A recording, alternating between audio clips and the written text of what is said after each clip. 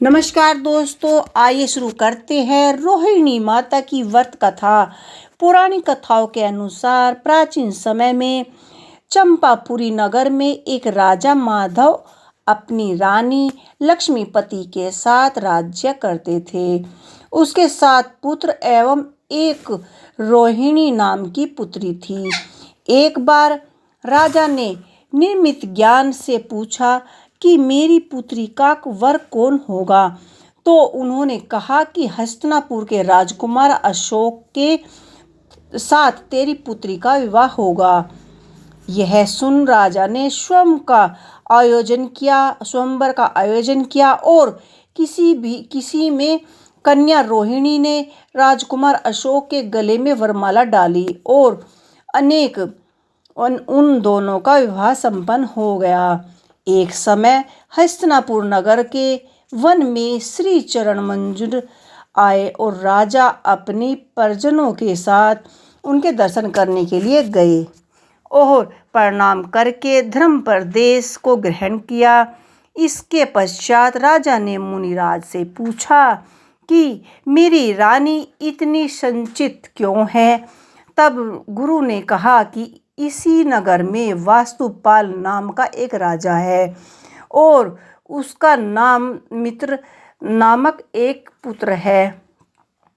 उस धर्ममित्र की दुर्गंध कन्या उत्पन्न हुई। धर्ममित्र को हमेशा चिंता रहती थी कि इस कन्या से कौन विवाह करेगा। धर्ममित्र ने धन का लोभ देकर अपनी मित्र के पुत्र भीषण से उसका विवाह कर दिया। मित्र के पुत्र भीषण से विवाह करने के बाद अत्यंत दुर्बल से पीड़ित होकर एक ही मास में उसे छोड़कर चला गया। नगर में आए तो धर्ममित्र अपनी पुत्री दुर्गंधा के साथ वंदना करने लगा और मुनिराज से पुत्री के भविष्य के बारे में पूछा। उन्होंने बताया कि गिरिनागर पर्वत के निकट एक नगर में राजा भोपाल राज्य करता थे। उनकी सुगंधमती नाम की एक रानी थी। एक दिन राजा रानी सहित वन कीड़ा के लिए चले गए। सो मार्ग में मुनिराज को देखकर राजा ने रानी से घर जाकर मुनि के लिए आहार व्यवस्था कराने को कहा। राजा की आज्ञा सुन रानी चली तो गई, परंतु क्रोध होकर उसने मुनिराज को कड़वी तुम्बी का आहार दिया, जिससे मुनिराज अत्यंत दुखी हुए और वंदना करने लगे। तत्काल उन्होंने प्राण त्याग दिए। जब राजा को इस विषय में पता चला तो उन्होंने रानी को नगर से बाहर निकाल दिया। इस पाप से रानी के शरीर में कोढ़ उत्पन्न हो गया।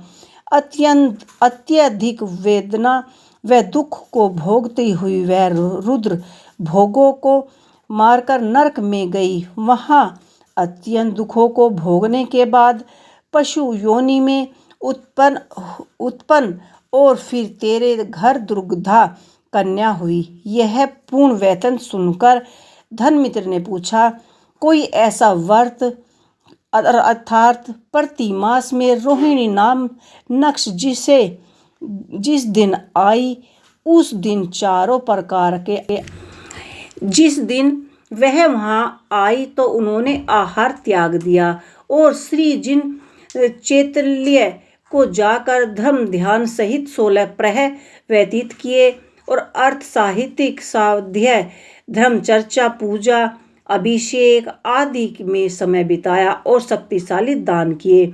इसी प्रकार यह व्रत 5 वर्ष के मास के करे। दुर्गंधा ने श्रद्धा पूर्वक यह व्रत धारण किया और आयु के अंत में संन्यास सहित मरण कर प्रथम स्वर्ग में देवी हुई। वहां से आकर तेरे पर प्रिय रानी हुई। इसके बाद राजा अशोक ने अपनी भविष्य के बारे में पूछा तो स्वामी बोले भली होती हुई तूने मंजूरी राज पर घोर उपहास किए, सो तू मर कर भी नरक में ही जाएगा। इस कहानी का अंत इतना।